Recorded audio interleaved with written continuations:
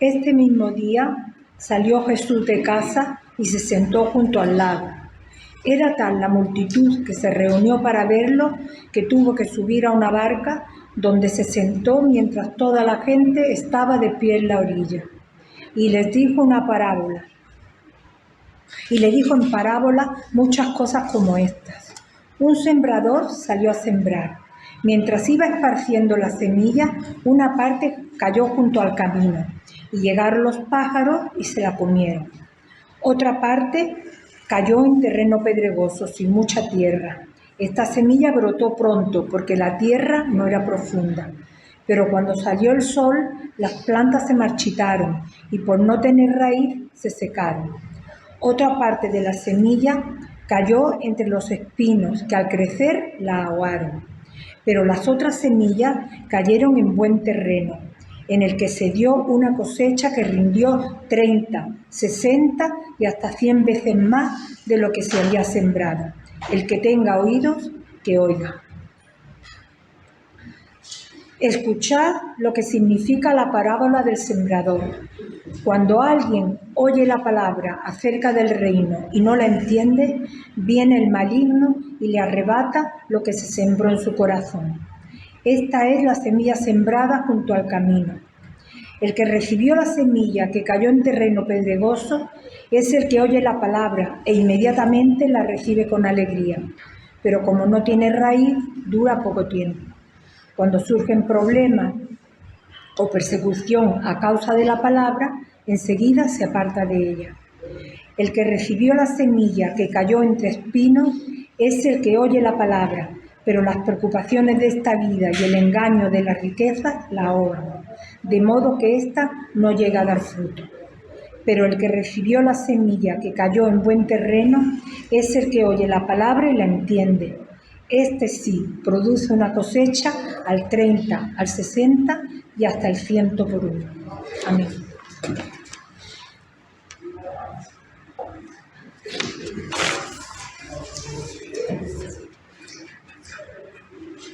Otras veces, cuando hemos tenido este texto, he sido como más minucioso y lo hemos visto más en detalle, pero hoy lo vamos a ver de otra manera. Hoy primero vamos a hacer como verlo desde arriba, a vista de pájaro. Siempre lo vemos desde dentro, nadando, sumergiéndonos dentro del texto.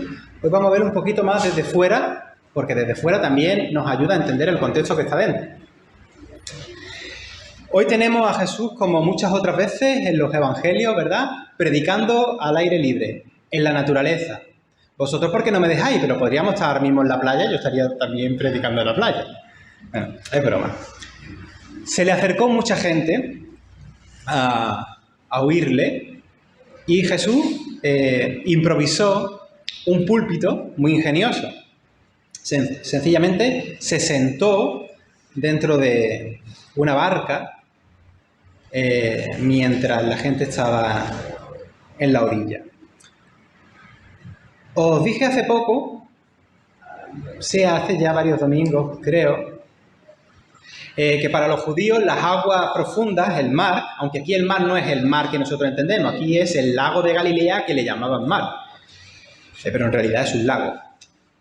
Pero lo que quiero decir es que las aguas profundas, el mar y tal, para los judíos, recordáis, remite al caos, principalmente al caos primigenio, al caos en mayúscula, a un desorden cósmico que les produce como vértigo y miedo. No es algo que en su concepción no es como la nuestra. Actualmente ya la cosa ha cambiado, ¿no? Pero me refiero a los tiempos bíblicos, ¿no? Yo no sé si la barca estaba allí en la arena y Jesús predicó estando en la barca, pero la barca en la arena, o si estaba en el agua. La mayoría de las traducciones bíblicas dan a entender que sí que estaba en el agua, ya que la gente se queda como escuchando desde la orilla. Pero si la barca estaba dentro del agua, alegóricamente, permitidme esto, ¿no? Alegóricamente, sería una figura muy bonita también de cómo Jesús, con su palabra, reina sobre el caos, ¿no? Como cuando para la tempestad en el lago, o como cuando en esa misma oscuridad, pero en un evento distinto, pues camina sobre las aguas. Aunque me estoy tomando una licencia alegórica, sí, lo confieso, pero por lo menos estas dos últimas alusiones que estoy haciendo, de estos dos textos, de cuando Jesús camina por el agua o cuando Jesús calma la tempestad, esas sí que son lícitas, ¿no? Para decir que Jesús está en nuestras tempestades, en nuestro caos, ¿eh? Y que puede caminar sobre todo eso y parar todo eso y poner orden. Y que nuestra esperanza final será Jesús reconciliando todas las cosas consigo, como dice Colosenses 1:20, y poniendo orden en todo el caos que pueda haber en este universo alienado o caído, si preferís esa palabra. Pues allí Jesús, subido en la barca, va a dar una enseñanza en el estilo que le gustaba dar las enseñanzas, por medio de una parábola. Hay un sitio allí en el mar de Galilea, no sé si los que habéis estado de turismo por allí lo habéis visto, lo conocéis, un sitio que la tradición le ha puesto el nombre de la ensenada, no ensalada, ensenada de las parábolas, porque es como una especie de anfiteatro natural, la forma que hace, que tiene ese lugar es como en forma de U, y tiene como una acústica muy buena, ¿no? Entonces, podría ser allí donde Jesús estuviese enseñando. Bueno, la cosa es que en este capítulo 13 de Mateo, si lo vemos, encontramos que hay 7 parábolas. Está ordenado así, 7 parábolas. ¿Sabéis? Si el 7 es para indicarnos, pues ya sabéis, ¿no? La perfección, una enseñanza perfecta. Y estas 7 parábolas juntas lo que van a hacer es contrastar las características esperadas y las no esperadas del reinado de Dios. Así vemos, porque había que insistir mucho en esto, muchísimo en esto, que el reino de Dios, el reinado de Dios es muy diferente, y yo aquí lo digo muchas veces, a las expectativas populares que el pueblo judío tenía. Vamos, que no es la primera vez que me había escuchado decir esto, ¿verdad?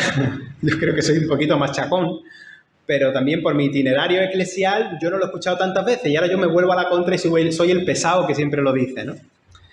La gente esperaba un reino de Dios impuesto políticamente e incluso militarmente, que echase de golpe y porrazo a los romanos de allí y que el resto de naciones pues se sometiesen a la nación, al pueblo de Israel, digamos, restaurado, pero que se sometiese por la fuerza, ¿no? Una especie de retorno del reino davídico, pero más universalizado, ¿no?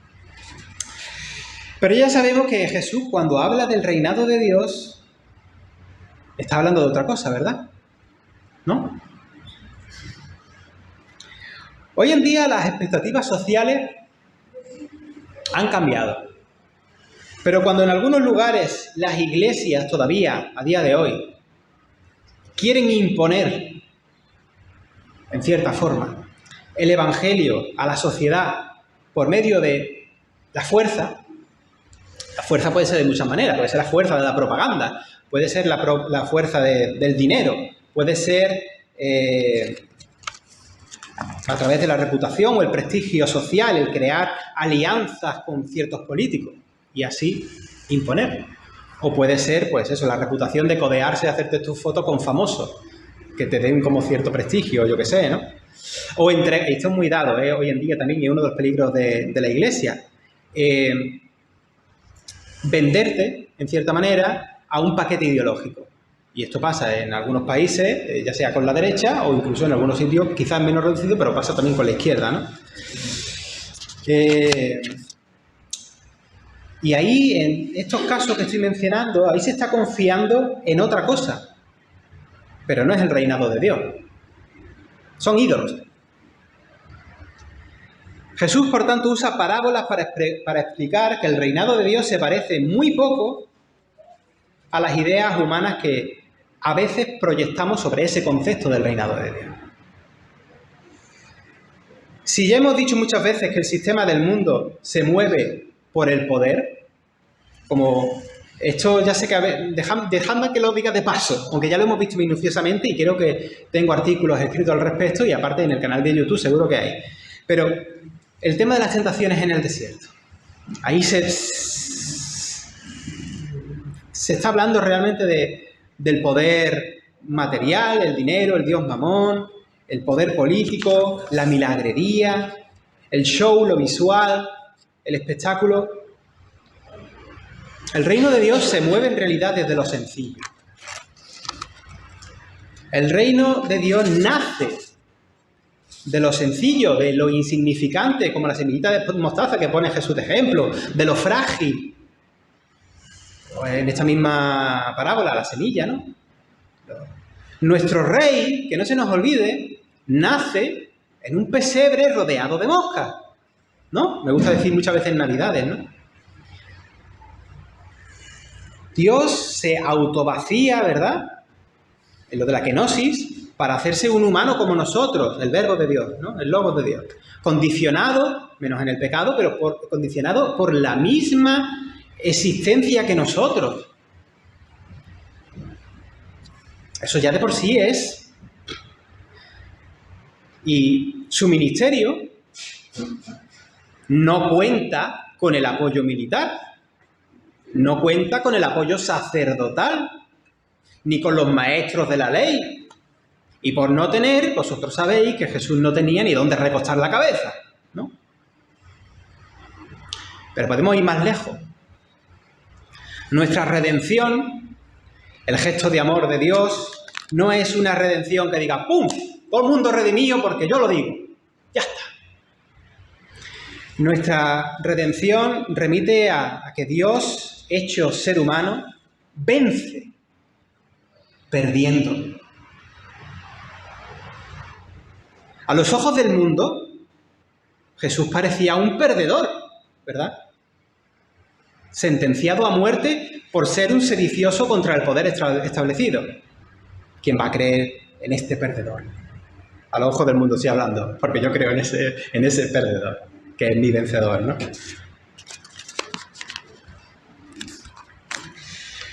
Pero en su entrega hasta el final, su vida entregada, donada por amor, que es nuestro canto de victoria, ¿no? Y en la resurrección descubrimos que ese acto a los ojos del mundo, ese acto no tiene poder porque es una muerte, como digo, pero nos lleva a conocer que ahí nuestra liberación, nuestra salvación, ¿no?, de este mundo que nos condiciona por el pecado. El poder de Dios es al contrario del poder del mundo. Y así para todo. Yo no sé si recordáis, el año pasado creo que era cuando enseñaba a los niños esos cultos familiares que tenía, ¿no? Yo decía que el reinado de Dios es como el mundo al revés. ¿Os acordáis de esa expresión, no? Porque no funciona con la lógica que nosotros conocemos. A mí me da un poquillo de cosilla, ¿no?, el pellizco ahí, que los jóvenes cristianos creen, o no solamente los jóvenes, pero bueno, creen que el éxito de una iglesia está en su música, o que la iglesia parezca una especie de sala de conciertos con luces de colores, asientos súper confortables y todas las comodidades posibles, junto con una predicación así tipo coach motivacional, dinámica, fresca, o que la iglesia tenga mucho dinero y que pueda vender ahí merchandising al final, camisetas, gorra, pulsera, lo que tú quieras, ¿no? No sé.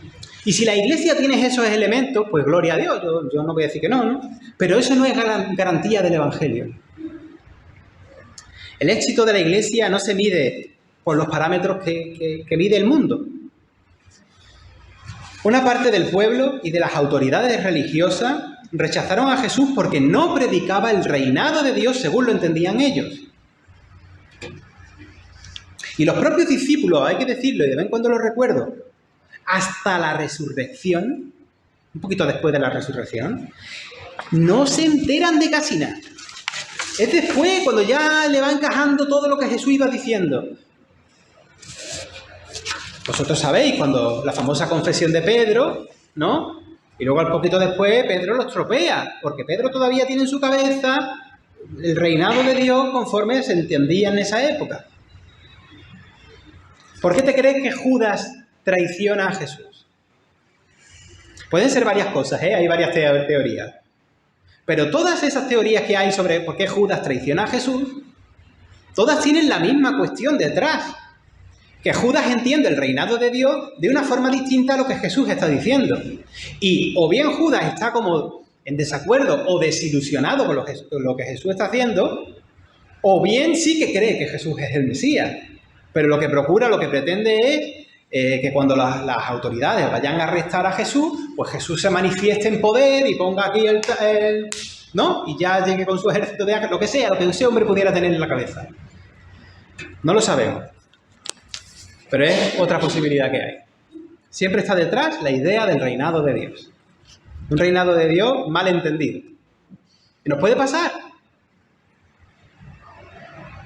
Porque tú te pones a pensar, y dices, ¿cómo es posible? Y de hecho esto también es piedra de... A los musulmanes, por ejemplo, les cuesta mucho entender el cristianismo porque primero no entienden que Dios se puede hacer humano, ¿no?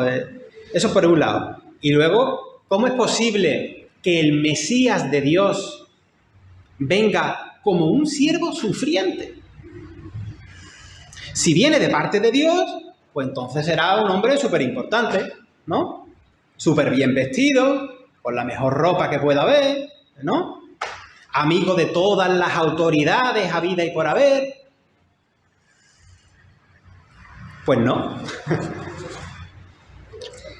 Dios hecho carne es el ninguneado que se relaciona con los ninguneados de la sociedad. La parábola de hoy, la parábola del sembrador, es empleada por Jesús para decirle a la gente que no. Que el Mesías no va a establecer su reino con fuerza, ni va a someter a todas las naciones bajo un dominio militar o político. Es otra cosa. Es una revolución del corazón, una revolución del ser, una revolución comunitaria también. Tenemos una parábola que dice que el reino entra en el corazón humano, como esa semilla de la palabra de Dios que cae en buena tierra, ¿verdad?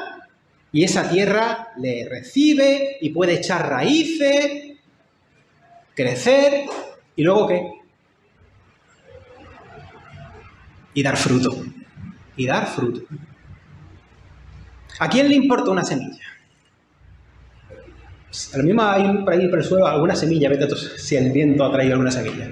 ¿Quién le importa que haya por aquí una semilla? Pero una semilla pequeña, ¿verdad? También se nos dice en la Escritura, puede acabar siendo un árbol grande, ¿no? El sembrador esparce su semilla, además, muy generosamente, a todos lados va cayendo. No tiene miramiento, da igual, quiere que llegue a todas partes la semilla, que caiga en todas partes. Pero como sabemos y vemos aquí, solamente la semilla que cae en buena tierra es la que luego finalmente acaba produciendo buen fruto.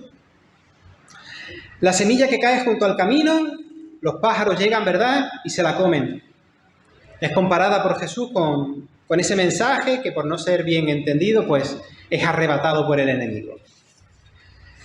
La semilla que cae sobre piedras y no echa raíces es comparada con las personas que son oidores, ¿no?, de corta duración, que tropiezan debido a la aflicción, a la persecución.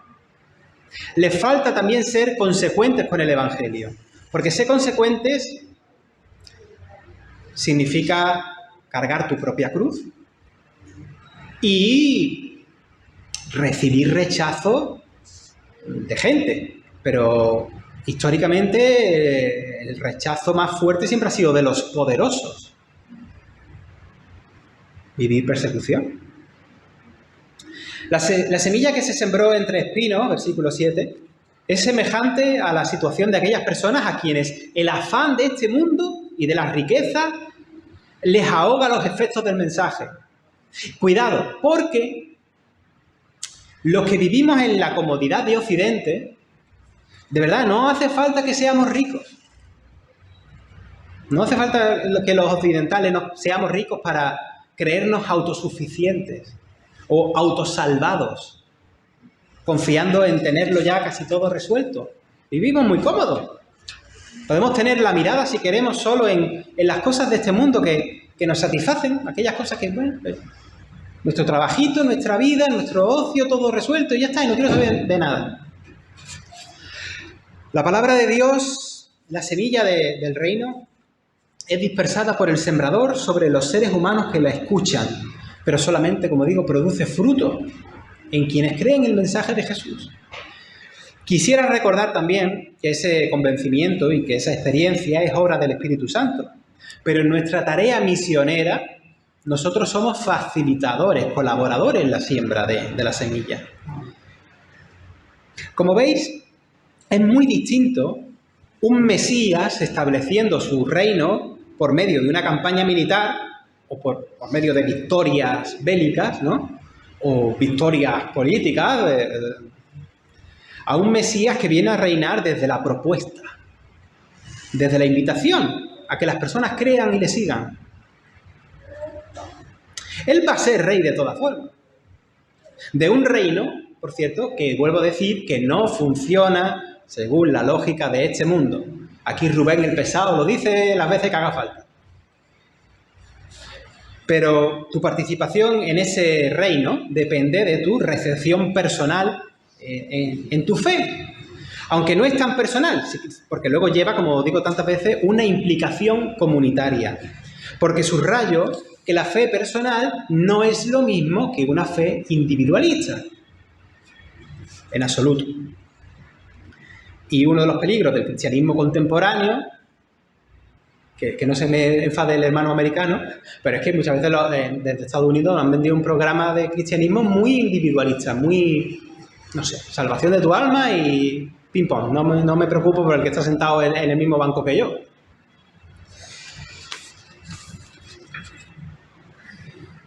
Nuestra fe es comunitaria y es activa. No podemos evitar que gran parte, como vemos aquí en la parábola, no podemos evitar que gran parte de la semilla que se ha dispersado caiga en los pedregales, donde apenas hay tierra y esa semilla pues no puede echar raíces. O caiga entre los espinos que la ahogan. O queden a la vista y se lo coman los pájaros, ¿no? En el camino. No podemos evitarlo. Pero a veces, no siempre, a veces, tenemos oportunidad de trasplantar un brotecito que ha crecido en el pedregal, sacarlo de ahí y ponerlo en la buena tierra de una comunidad que sí prospera. O podemos trasplantar el que está siendo ahogado por los espinos. Incluso hay creyentes, yo sé a qué me refiero, quizá alguno de vosotros también, que han crecido entre espinos y han dicho, hasta aquí hemos llegado. Y han sacado las raíces de la tierra como los dibujitos animados, ¿no? Y han podido, por iniciativa propia, pues buscar otro entorno mejor y menos asfixiante para vivir la fe. La cuestión es que a veces, yo tampoco puedo decir siempre, pero hay casos que podemos, como comunidad, la comunidad puede hacer más que dejar a todo el mundo a su suerte, ¿no? Porque la comunidad sabemos que se implica. ¿Cómo desearíamos nosotros realmente, ¿no?, que toda la semilla hubiese caído en buena tierra? Eso es lo que todos deseamos. Que todo pueda brotar con facilidad. Bueno, la realidad es la que es. La parábola nos enseña que no siempre es así, ¿no? Pero seguro que hay casos en los que podemos hacer más que quedarnos mirando a la que se está ahogando entre espinos o la que ha caído en el camino y se lo están picoteando los pájaros. Pues, ya hace como 2 años, ¿no? Sí, porque ahora se va a celebrar el sínodo ahora, ¿no? Esa idea que era el lema del sínodo de hace 2 años de ser comunidades sanadoras y comunidades pastorales, ¿no? Esa idea hay que llevarla a cabo. Donde nos preocupamos los unos por los otros. Nos podemos ocupar por las semillas que a lo mejor tenemos a nuestro alcance y que han caído al borde del camino, o entre espinos o en el pedregal. Yo creo que hay casos que podemos hacer nosotros un poquito más que quedarnos mirando y lamentarnos. De hecho, y lo sabéis, y lo sabemos muy bien, ¿no? Para gloria de Dios, nos ha tocado ser una comunidad de periferia. Estamos en el centro de Málaga, pero aquí estamos formados por personas que algunas vienen picoteadas por los pájaros, ¿verdad? Medio ahogadas por algunos espinos. o vete a saber. Cada uno de nosotros tiene una historia detrás. Y yo le doy gracias a Dios de que, con la pechada de fallos que tenemos nosotros, estamos siendo una comunidad sanadora. Gloria a Dios por eso. Sabemos que muchos fariseos y escribas eran como las semillas que están junto al camino, con esos corazones endurecidos. Pero hubo fariseos y escribas que también creyeron en Jesús. A mí, sinceramente, lo que me preocupa mucho más es la semilla que crece, pero luego su corazón pues, se fija más en las cosas de este mundo, en las modas, en las cosas sin importancia, en las riquezas, en las comodidades, en las distracciones, tantas cosas que tenemos hoy en día, las redes sociales, la tele, todo eso está bien hasta que te absorbe. Creo que la iglesia actual tiene distracciones distintas a las que tuvo en el pasado, lógicamente. Hay modelos de iglesia, y nos puede pasar, que solo sirven para tranquilizar conciencias, ¿no? Pero que luego en lo que es en el compromiso y lo que es en el seguimiento a Jesús, de eso luego no hay nada. Por mucho que luego se disfracen con mensajes muy severos, con mensajes muy cañeros, ¿no? Discursos a lo mejor súper condenatorios del pastor, ¿no? Todo el mundo asustado, perdido. Exclusiones en nombre del Señor o en nombre de la santidad, un radicalismo de fachada, pero luego el seguimiento a Jesús falta. Qué buen disfraz. No sé. A mí me pido al Señor que todos estemos, todos a una, todas las iglesias, tengamos claridad. La explicación de Jesús termina hablando de la semilla que cae en esa buena tierra, ¿no? Que no solamente crece bien y se alimenta bien de la palabra de Dios, sino que da fruto. Da fruto. Dice ese otro versículo que vosotros conocéis, por sus frutos le conoceréis, ¿no? En un primer momento ese versículo se refiere, pues, tanto a los lobos rapaces, como a los abusadores, ¿no? A los vendedores de humo, como también a los cristianos comprometidos. En tanto en un caso como en otro caso, a todos se les conoce por los frutos. A nosotros se nos conoce por nuestros frutos. Se nos conoce por amarnos los unos a los otros, dice otro versículo, ¿verdad? Así es como se nos identifica como discípulos. Las buenas obras, los buenos frutos, son frutos de amor. De dar de gracia lo que por gracia hemos recibido, ¿no? De llevar amor. Yo estoy casi convencido que hay cristianos que se avergüenzan del amor. De que el centro del Evangelio sea el amor. Que Dios sea amor, porque rápidamente lo esquivan para salir por otro lado.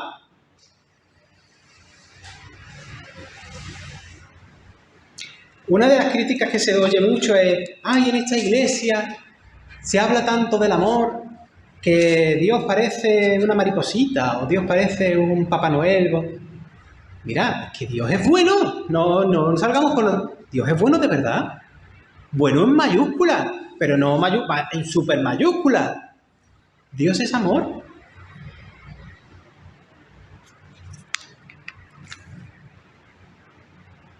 Somos agentes de la buena noticia de un Dios al que le importamos mucho y que nos ama y que se nos ha dado a conocer. Yo utilizo la expresión solidaria. Solidariamente haciéndose como un ser humano como nosotros. Y al final ya sabéis, como hemos hablado, de la cruz. Todo eso por amor. Amor. La semana pasada, al terminar el sermón, cantamos la canción esa de Sembraré la simiente, era propia para hoy, del sembrador. Y quería volver a utilizarla, pero porque nos desafía, ¿no?, en el compromiso de también nosotros colaborar junto al gran sembrador en esparcir la semilla, ¿no? Pero hay una canción que habla del amor, que Pablo, tú la conoces mejor, algunos también la conocen. Sé que hay gran parte de la comunidad que no, pero me parece muy, muy bonita para poder cantarla ahora después de ese ratito de reflexión en silencio que tenemos. Y la vamos a cantar, ya está. Así que, hermanas y hermanos, siempre Soli Deo Gloria, porque se la merece.